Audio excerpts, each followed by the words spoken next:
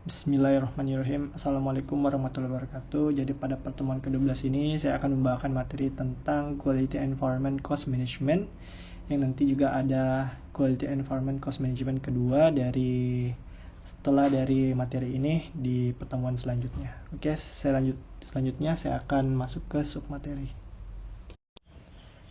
Pada submateri ini yang pertama itu adalah menjelaskan kualitas dan biaya kualitas, yang kedua menjelaskan kegunaan informasi biaya kualitas dan penggunaannya, yang ketiga mengklasifikasikan biaya kualitas, dan terakhir yang keempat menganalisis laporan biaya kualitas. Selanjutnya saya akan masuk di definisi kualitas dan biaya kualitas. Jadi untuk pengertian dari kualitas itu saya ambil dari dua pakar. Sebenarnya masih banyak pengertian kualitas dari pakar-pakar ataupun dari buku-buku menurut Kamus Besar Bahasa Indonesia. Tentunya saya mengambil dari Hansen and Mowen, dan juga yang kedua itu Besterfield and Dale. Hansen and Mowen, quality is a relative measure of goodness. Definisi ini mengandung pengertian bahwa kualitas merupakan tingkat keunggulan excellent atau ukuran relatif dari kebaikan goodness. Untuk pengertian kualitas menurut Besterfield and Dale, quality is the totality of features and characteristics of a product or service that bear on its ability to satisfy customers that or imply needs. Dalam bahasa Indonesia diartikan sebagai keseluruhan ciri-ciri dan karakteristik produk atau jasa yang menunjang kemampuannya untuk memuaskan kebutuhan pelanggan, baik yang dinyatakan secara langsung maupun tidak langsung. Jadi di dalam pengertian kualitas ini ya berhubungan dengan jasa atau barang yang ditawarkan oleh perusahaan, apakah kualitasnya baik ataupun juga buruk, seperti itu. Selanjutnya adalah biaya kualitas. Di sini ada dua pengertian menurut James Juran, yang kedua ada Hansen and Mowen. Menurut James Juran, quality cost were cost associated solely with defective product, the cost of making, finding, repairing, or avoiding defect. Dalam bahasa Indonesia juga dapat diartikan sebagai biaya-biaya yang dihubungkan semata-mata hanya dengan produk yang cacat, yaitu biaya membuat, menemukan, memperbaiki, atau menghindari produk cacat. Yang kedua adalah pengertian menurut Hansen and Mowen, cost incurred due to possible or existing product of poor quality. Dalam bahasa Indonesianya juga sebagai biaya yang timbul karena mungkin atau telah terdapat produk-produk yang buruk kualitasnya. Jadi bisa saya simpulkan dari kedua pengertian ini menurut pakar-pakar. Jadi biaya kualitas itu berhubungan dengan biaya-biaya yang terdapat di dalam produk itu sendiri. Apakah itu biaya membuat produk itu, menemukan produk itu atau memperbaiki, ataupun juga untuk menghindari produk itu terkena cacat gitu.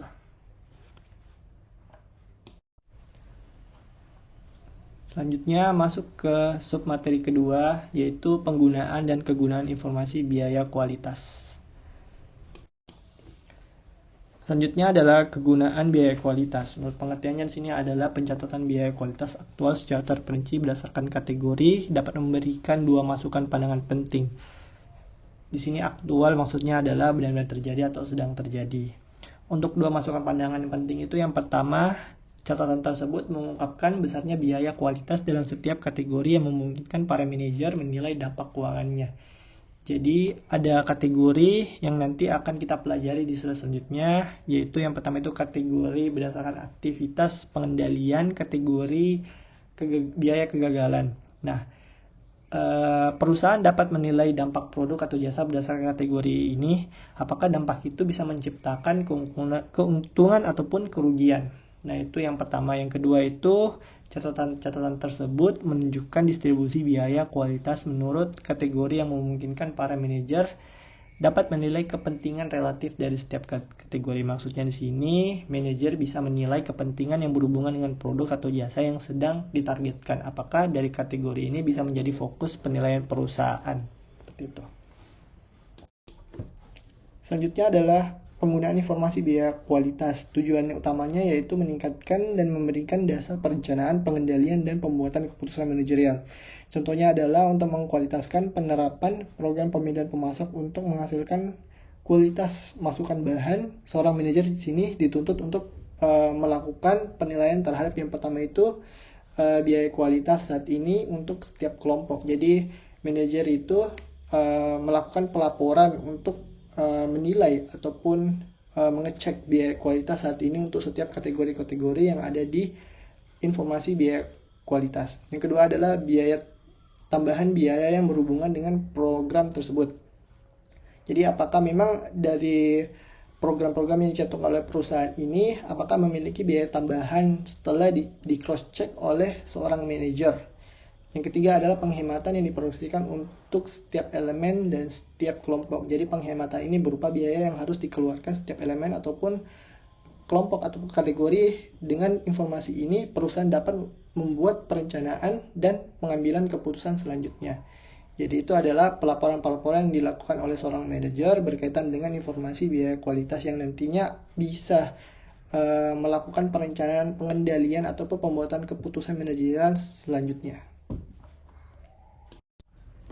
Selanjutnya kita akan masuk di pengklasifikasian biaya kualitas. Jadi biaya kualitas ini berhubungan dengan dua subkategori dari kegiatan-kegiatan yang berhubungan dengan kualitas antara lain, yaitu yang pertama itu aktivitas pengendalian atau control activity, yang kedua itu ada activity karena kegagalan atau failure activity.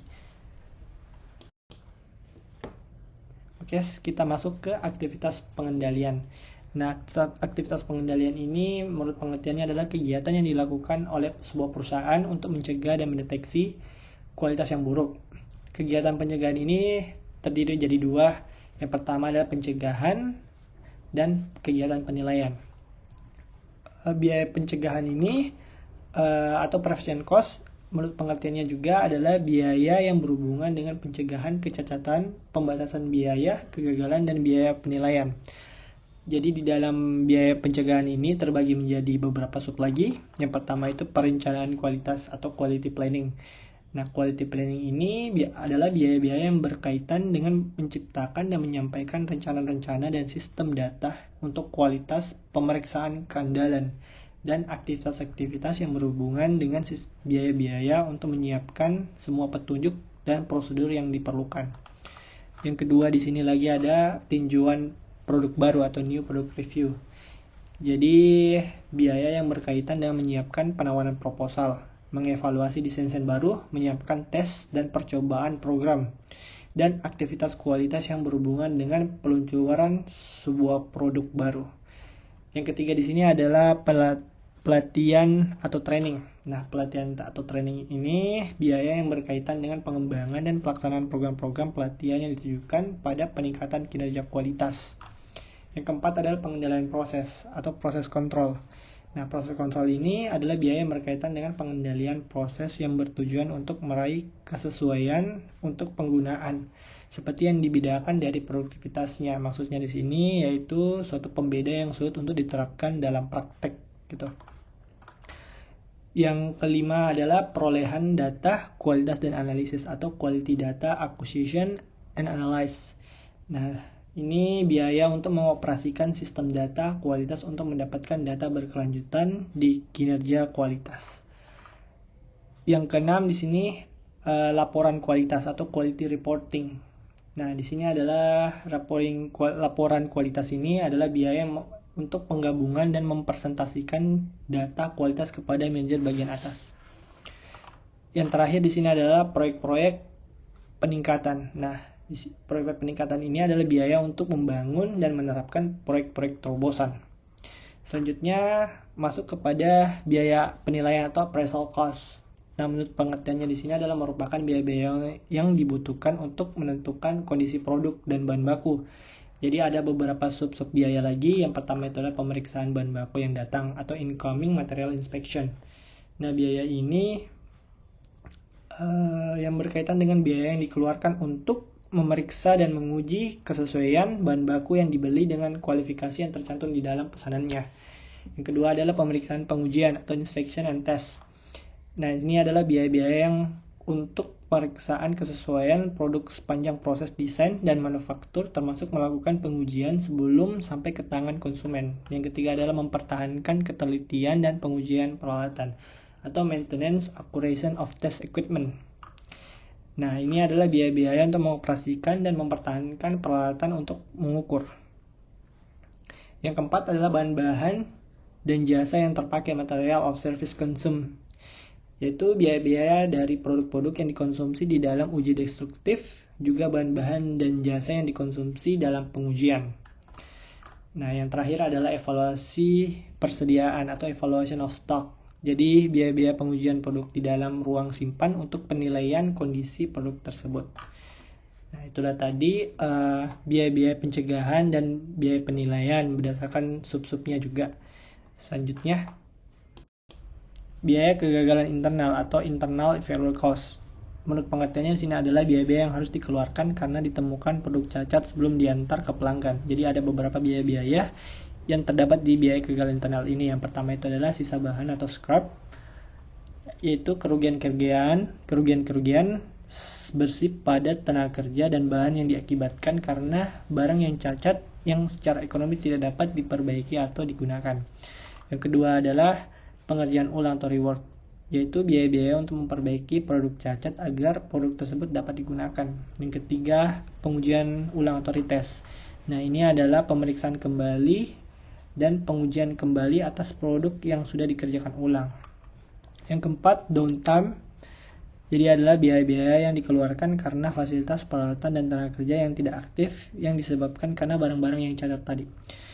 Yang terakhir adalah yield loss. Jadi yield loss ini adalah biaya proses yang lebih rendah yang bisa dicapai melalui proses pengawasan yang ditingkatkan.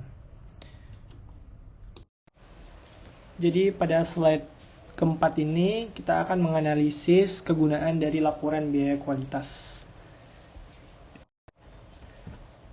Jadi ini adalah jenis-jenis laporan kualitas biaya.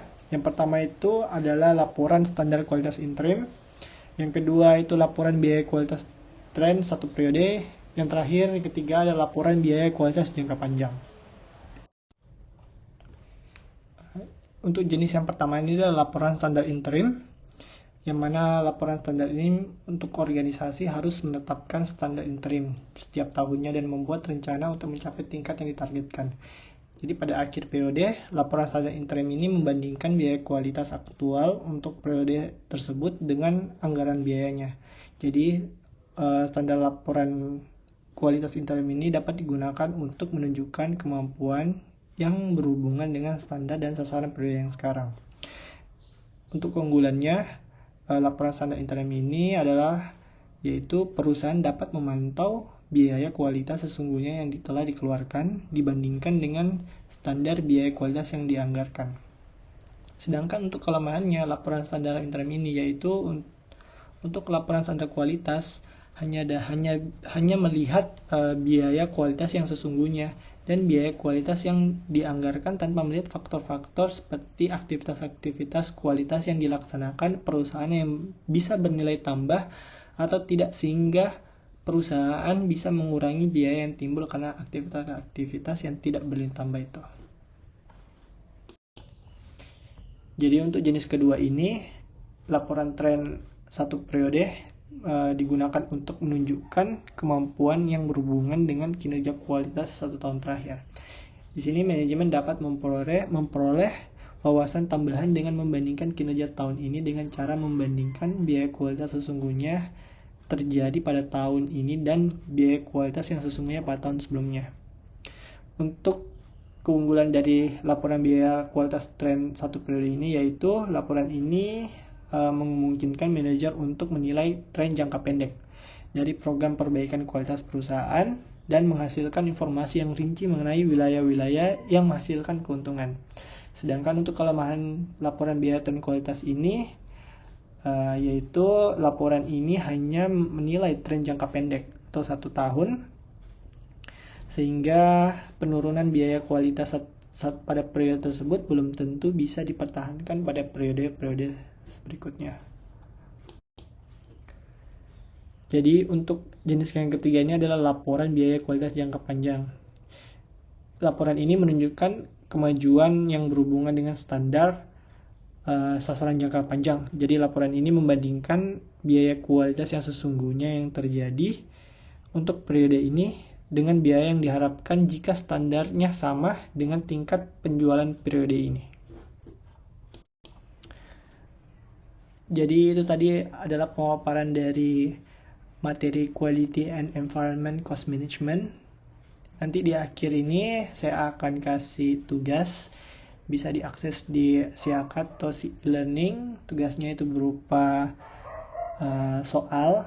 Nanti teman-teman jawab. Nanti soalnya itu ada 5 nomor, teman-teman jawab. Dan dikumpul paling lambat besok jam 8 pagi. Oke, terima kasih. Apabila salah kata mohon dimaafkan. Wabillahi taufiq wal hidayah. Wassalamualaikum warahmatullahi wabarakatuh.